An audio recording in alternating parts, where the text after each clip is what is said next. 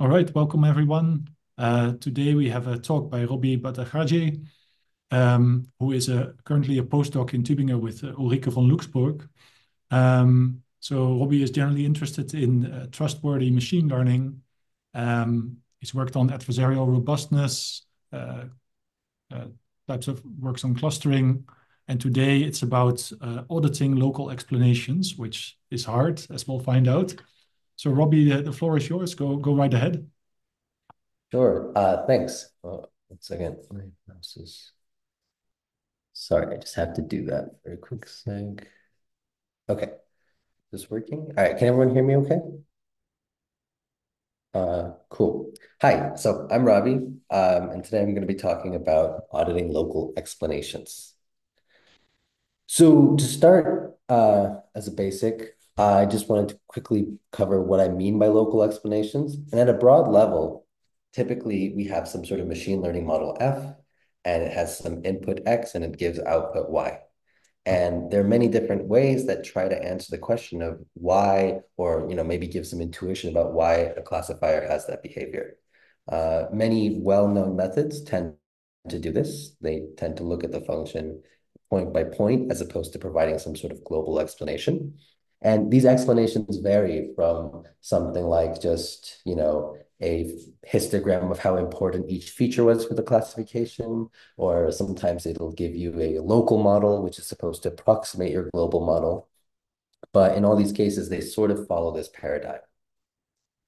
And there's sort of two, I mean, I'm sure there's more advantages, but two advantages taking this local explanation approach has are first, tends to be more tractable than global explaining.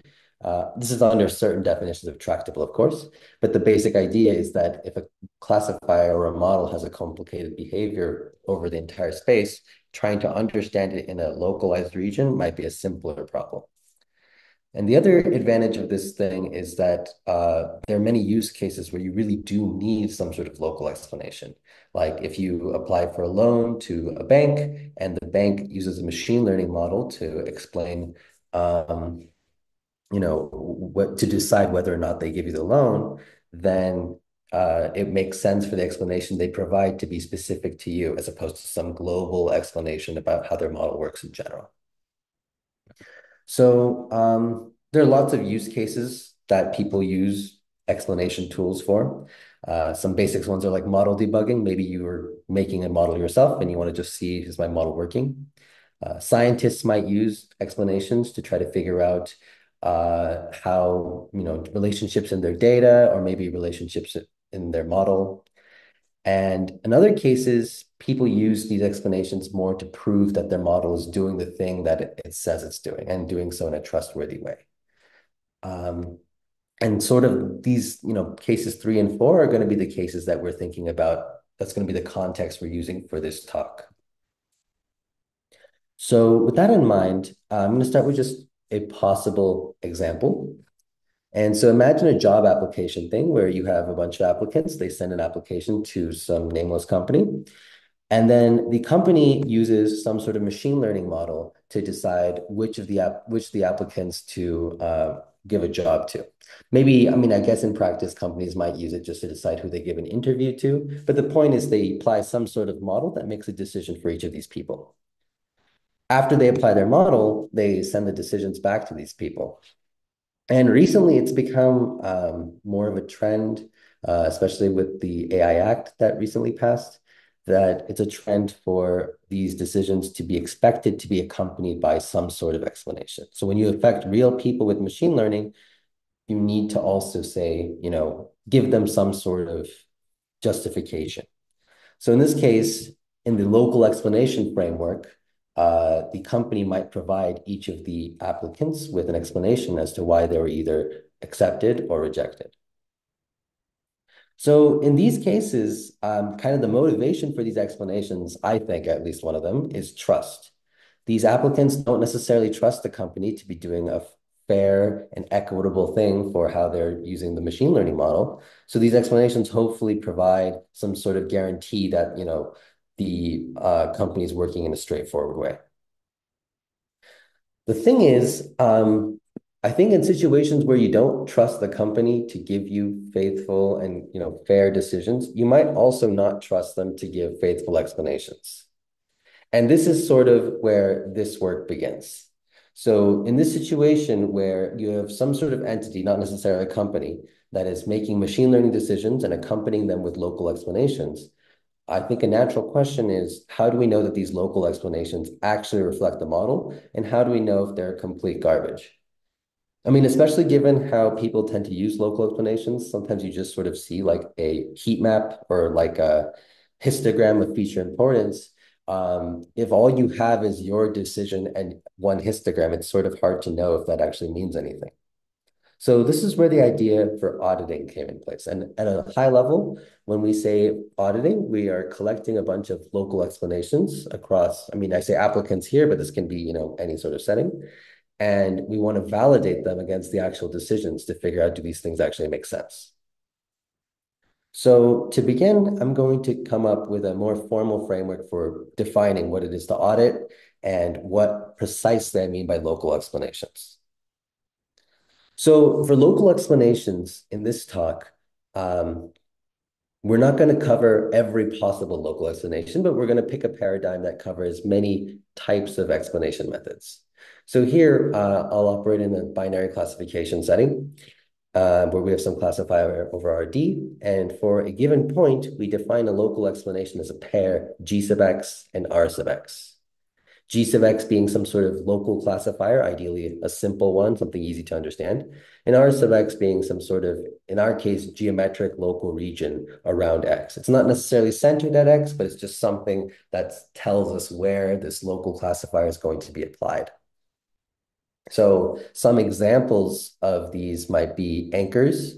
I think anchors, how they approximately work is they just sort of give you a box around your point where the classifier doesn't really change its output. So in that case, R sub x would be like a rectangle and G sub x would be a constant function. Something like Lime doesn't actually come equipped with a local region, but you can kind of infer there's an implied local region based on the parameter that's used to output Lime. And so for the purposes of this talk, let's just think of Lime as giving linear local explanations, even though that's not technically what it does. And that's sort of what I've depicted here in this picture. So you can see over here, I have three explanations provided, and they kind of give you these local balls around centered at these points. And the explanations are these linear classifiers that apply inside the balls. I think it's notable to point out that this paradigm does not cover SHAP, which is a very popular explanation method. And that's simply because SHAP, well, it doesn't really come with a local classifier, and it also doesn't really have a well-defined local region. Maybe if you play with SHAP, you could find a way to fit a similar paradigm around here. But for now, we're just going to say that our results have nothing to do with SHAP. So given local explanations, there's sort of a question of what we mean by, are they good or do they actually match the model? And a really natural notion for this is the local loss.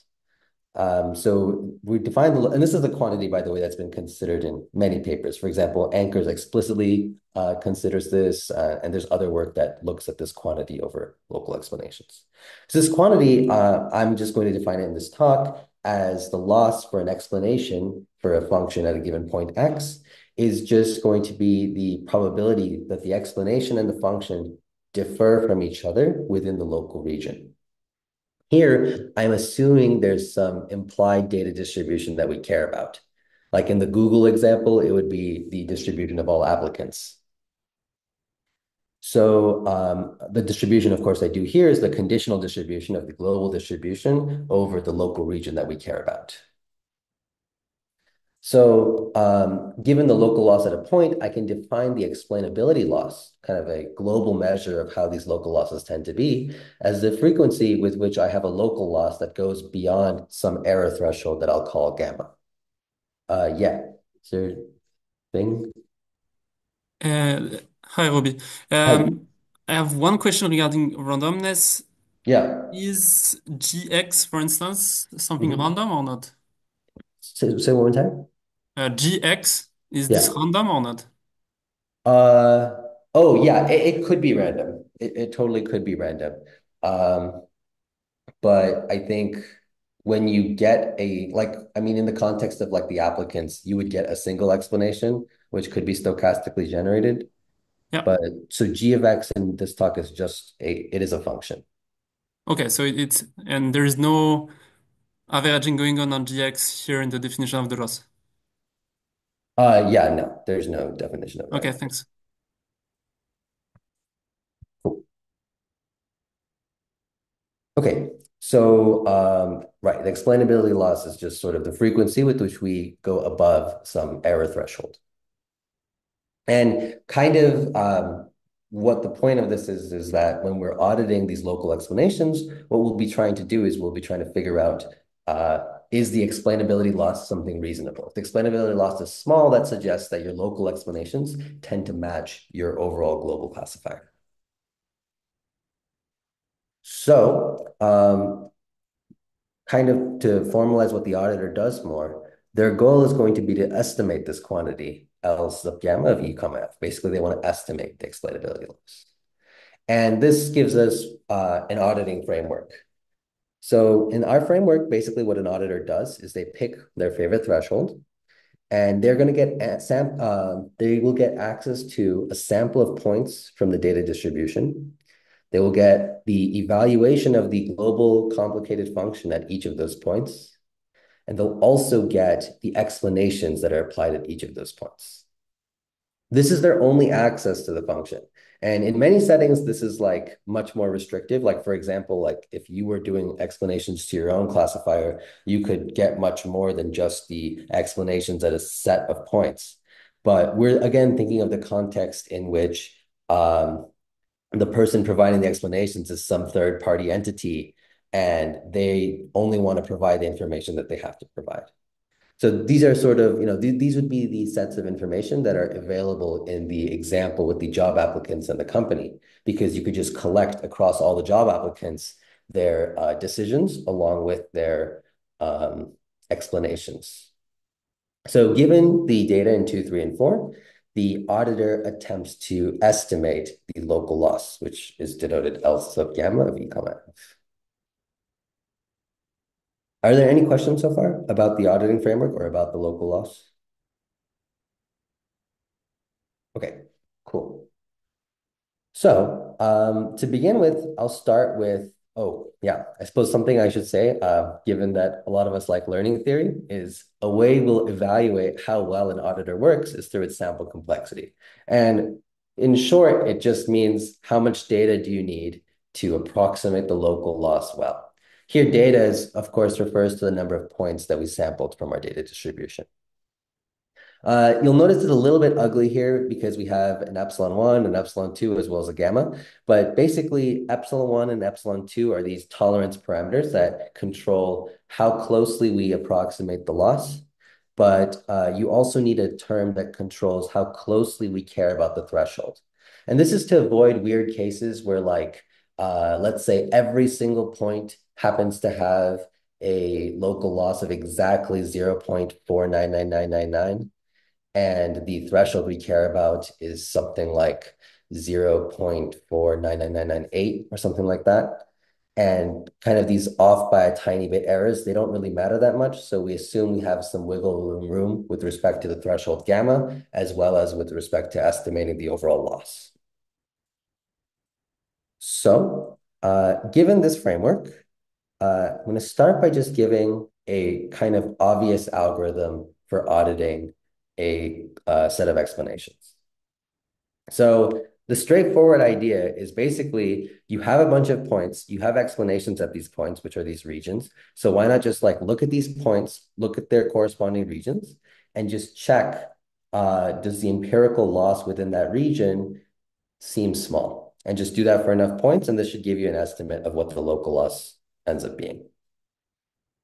So, in this case, I showed explanations at 3 balls, and we could see that for the one I drew an arrow to, the local loss ends up being pretty large because the classifier over there actually gets everything wrong except for that blue point in the middle. So this gives you a very straightforward algorithm. Basically what you do is to make, independence work nicely, you split your set of points X into two sets, X1 and X2. And X1, we first just keep the elements in X1 that have enough points in their local regions. Basically, if a point does not have a lot of stuff inside its local explanation region, we can't estimate it well, so we throw it away. Then, for each of these points, we use the points from X2 to generate an empirical estimate of the local loss. Finally, all you do is you just count how many points in X1 star had a large empirical local loss, and then you divide by that total number of points. This is sort of the first algorithm you would think of if you were actually trying to do this. So to bound the sample complexity of this algorithm, basically the obvious thing is you're just going to need to see enough data so that we get multiple samples from each of these local regions. So in order to do that, I am actually going to define a quantity that's going to be useful for determining how much data we need to reliably see multiple samples from these regions.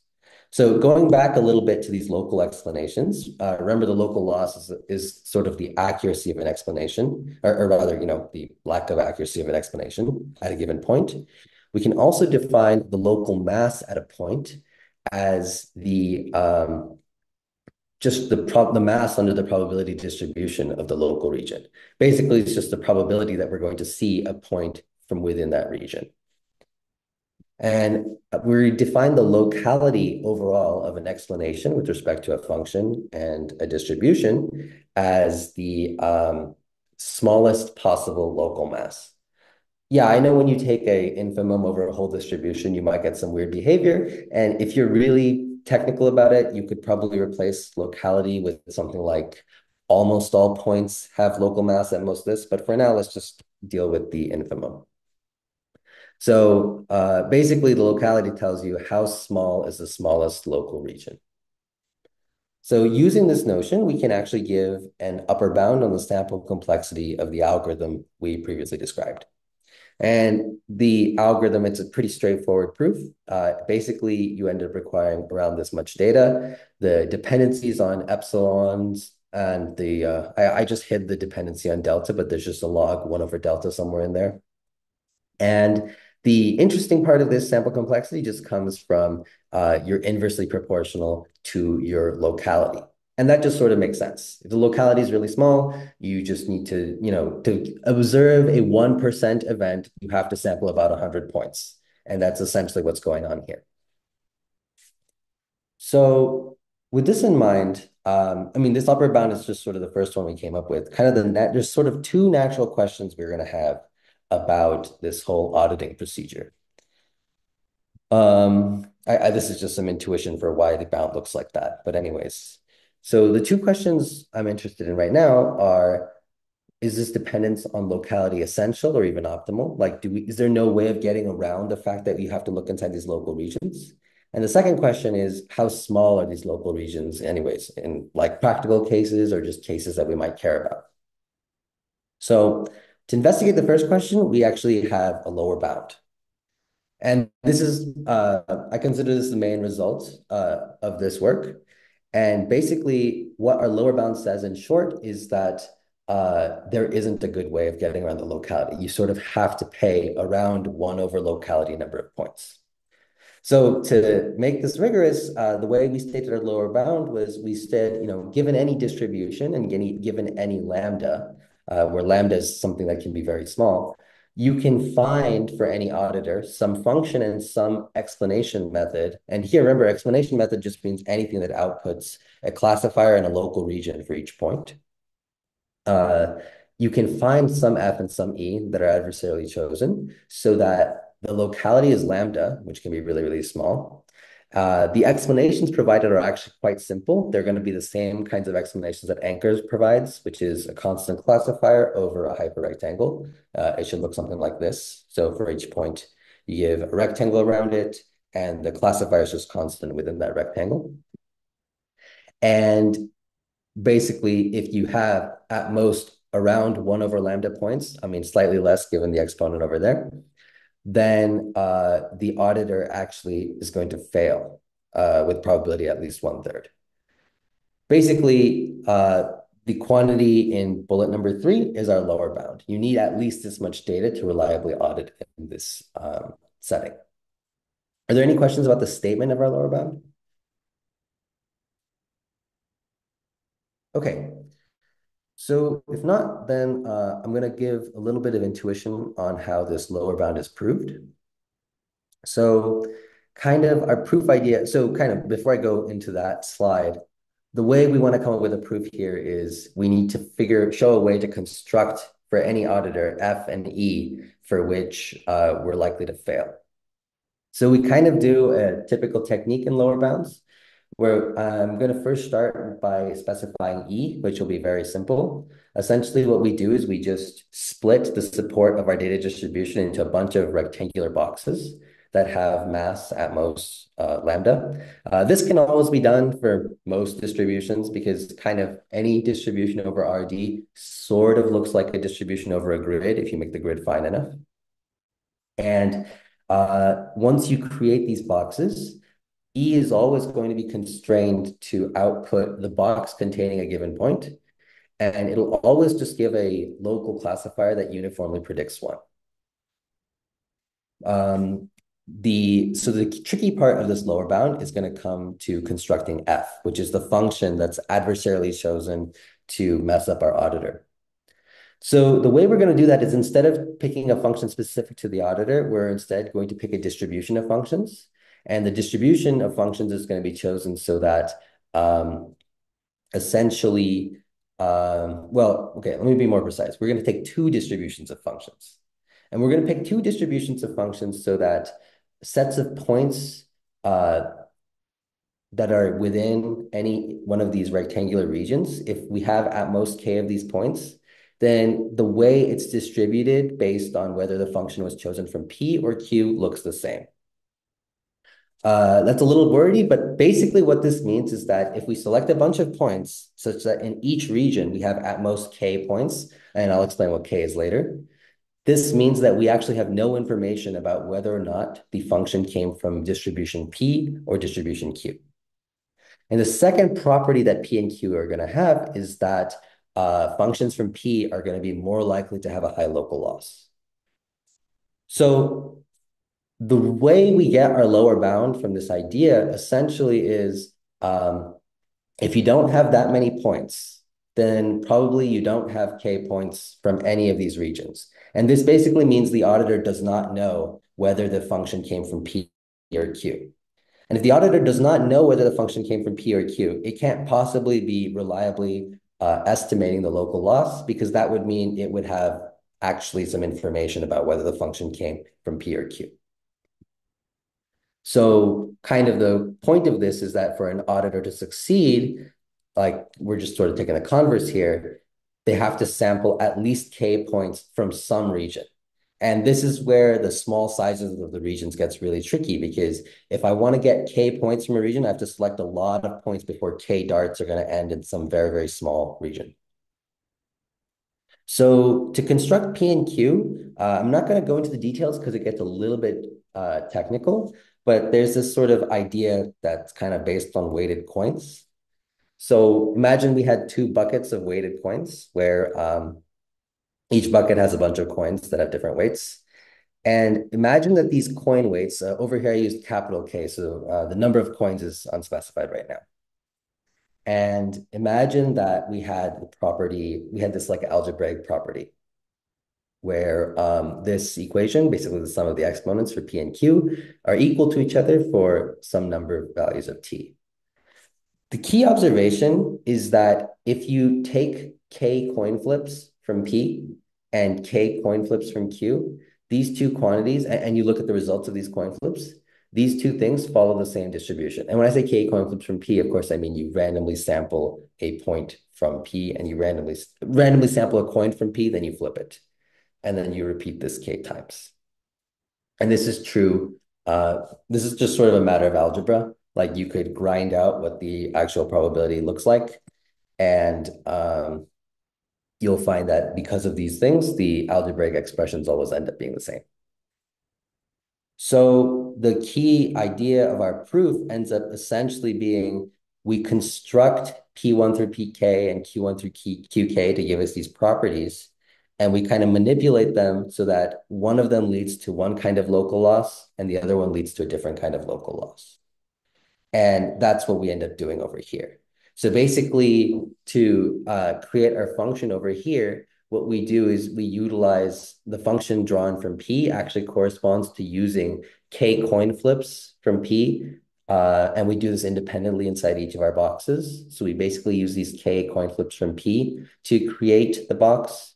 And if we wanted to generate a function from Q, we would do the same thing, except using Q and its corresponding set of coins. And kind of the previous slide with this essentially gives us the main proof idea. And we end up with the lower bound. I guess I wrote the lower bound on the left side over here, but basically the lower bound says that you're very close to needing 1 over lambda, the amount of points in order to audit. And so together our upper and lower bounds look like this. Are there any questions about what the lower bound specifically? Actually, I have a question. Yeah. So I was wondering, the lower bound, you're not showing any dependence on gamma. Is that intentional? Complicated? Yeah, let me think for a sec. I forgot. Did I write it down? Oh, yeah. I think this is because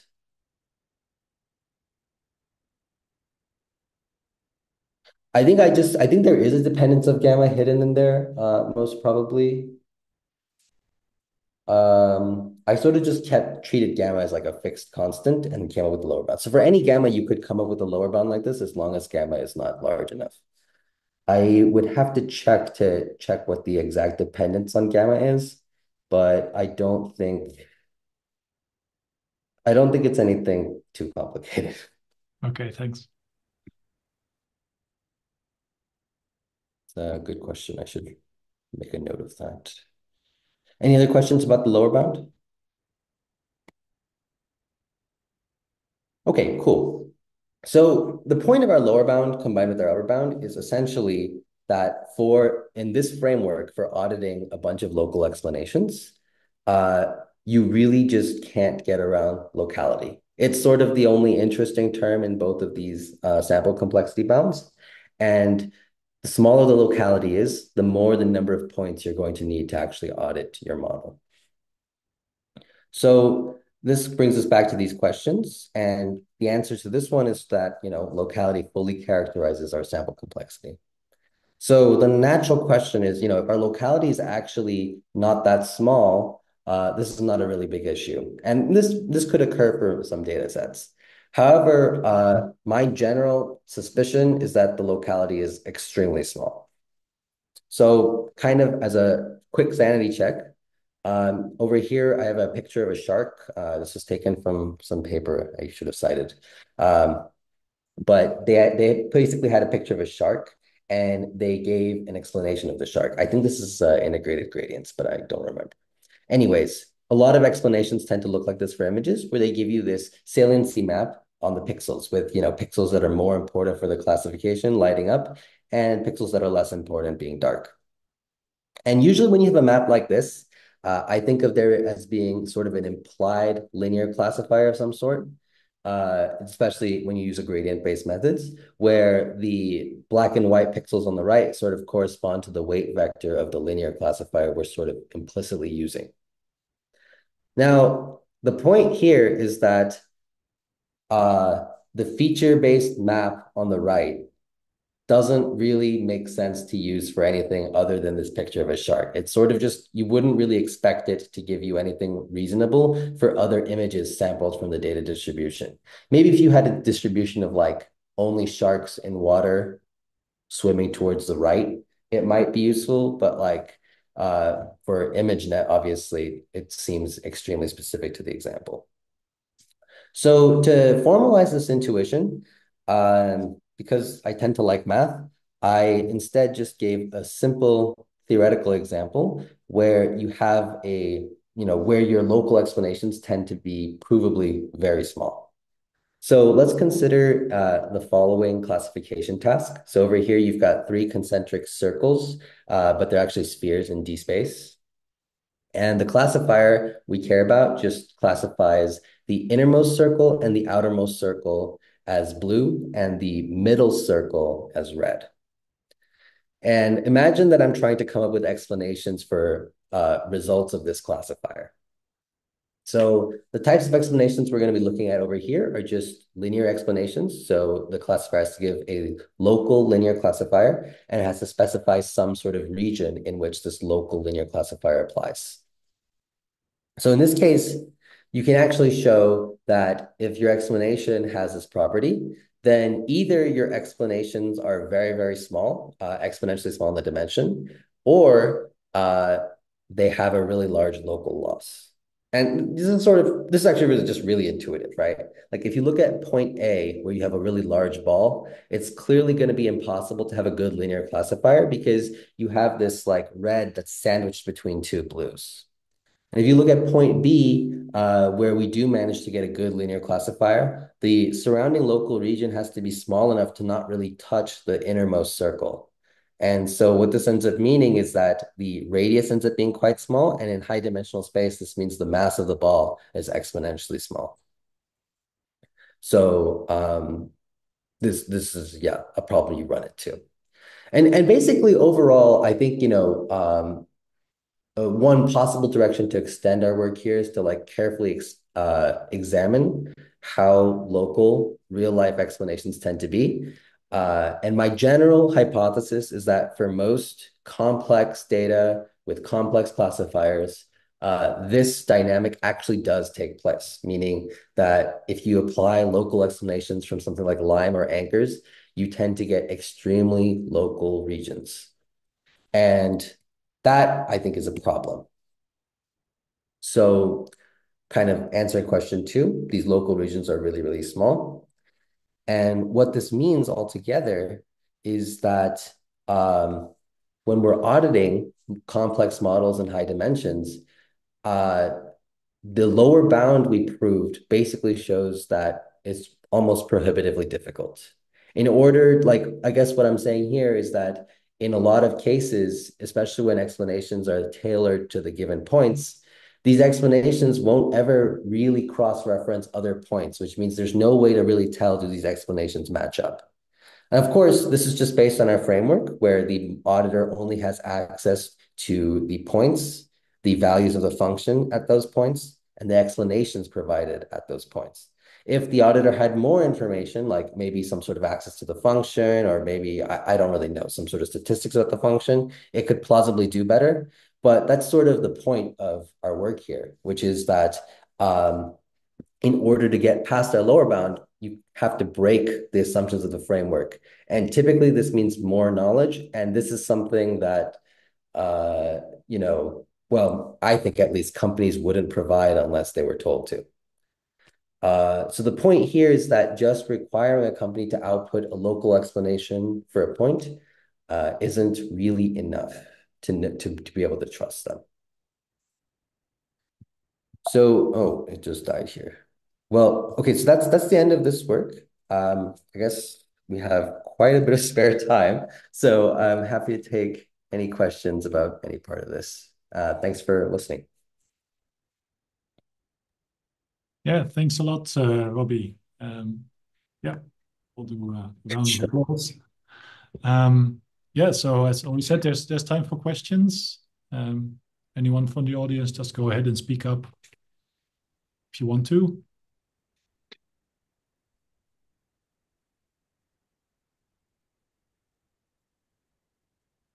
Yeah, go ahead. Sorry, I need to sorry about this. I gotta try a different way of viewing the show. Something messes up on Zoom when I click this view show button. Can people still see the slides? Yes. Okay, it just looks weird, probably. All right, sorry, yeah, go ahead. What's your question? Sorry about that. Yeah, thanks for the great talk. This was super interesting to me. I was wondering if you have any any idea on how the data distribution influences your results? So, for instance, you had a bound with some 1 over epsilon squared, and is mu explicitly intervening in this big O? And the same thing for the lower bound, depending on mu, do you have something that's changing here?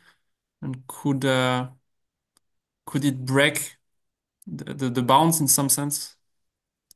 Yeah, it's a good question. So over here, I think for this, basically, the interplay between mu and your explanation, your explainer. I'm sorry, I'm trying to find a good slide to talk about this. Maybe I'll just go to the lower bound.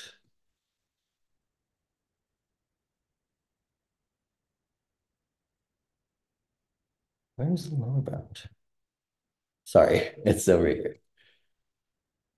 Okay, yeah, right. So I think basically, kind of for this lower bound, we can get this bound to work for any distribution. It's just that the more natural seeming you're like, it basically, if mu is like something that's more complicated and further away from something that looks like rectangles, the more convoluted the explainer gets. Because what the explainer does in our case is they provide these like, you cut your distribution into these boxes. And so depending on how hard mu is to cut into boxes, the weirder the explainer will look. So this is just a lower bound showing, there exists some explainer that abides by these rules that fools your auditor. That being said, so you could imagine assumptions on mu, E, or F to try to get around this theorem. My general feeling is that getting around the locality is actually going to be pretty hard. Like you could come up with different assumptions, but then you could come up with a different lower bound technique. I'd be interested in more technical work in this direction, but I think as a starting point, you're sort of stuck here. No, I mean, I completely agree with you. It seems like a really Mm, hard problem. You're asking for a lot. Even estimating, I don't know, the decision boundary of the classifier would be super hard in high dimensions. So I'm not surprised that this is also very right. hard from the point of view of sample complexity. Yeah. Cool. Okay, thanks. Thanks. Yeah. Actually, I was wondering about the last thing you mentioned that maybe if you have more information, you might be able to do better. Or I was Yeah. wondering, like, what if Google wants to estimate, like the company that is providing the explanations, they have access to this, the full access to the classifier and to the explanation method.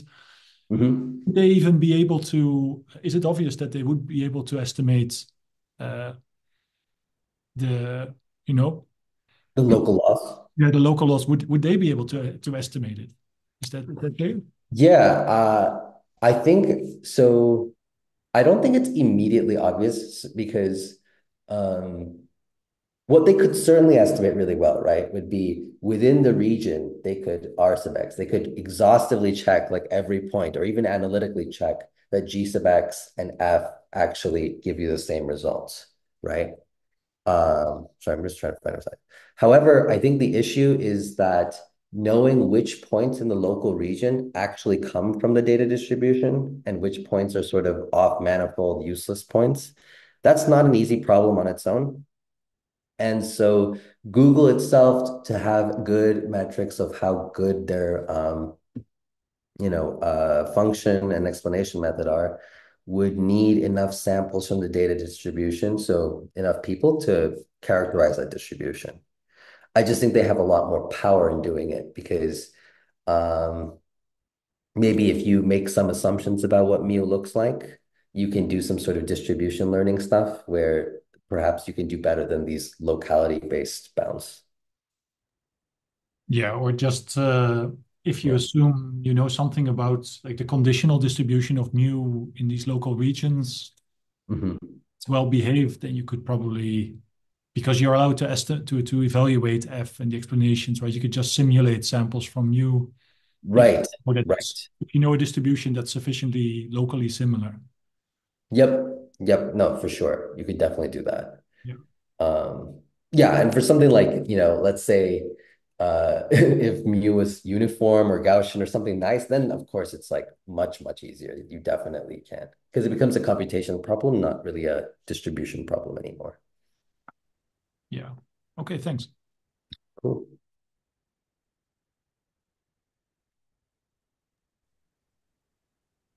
Okay, so I guess there are no more questions now. So let's thank Robbie again. Thanks a lot for a very interesting talk. Thanks. Yeah, so everyone who joined later, we're going to post the recording online on YouTube again. And maybe already good to be aware, we have some great upcoming speakers in the seminar, which I'll quickly try to look up. So next speaker on November 7 is Andrzej Shrestevsky. And then we have on December 5th, Depen Morwani, and on January 9, Yishay Mansour. So lots of cool talks coming up. And I hope to see everyone again. So thank you very much. Let's wrap it up here. Thanks. Ciao.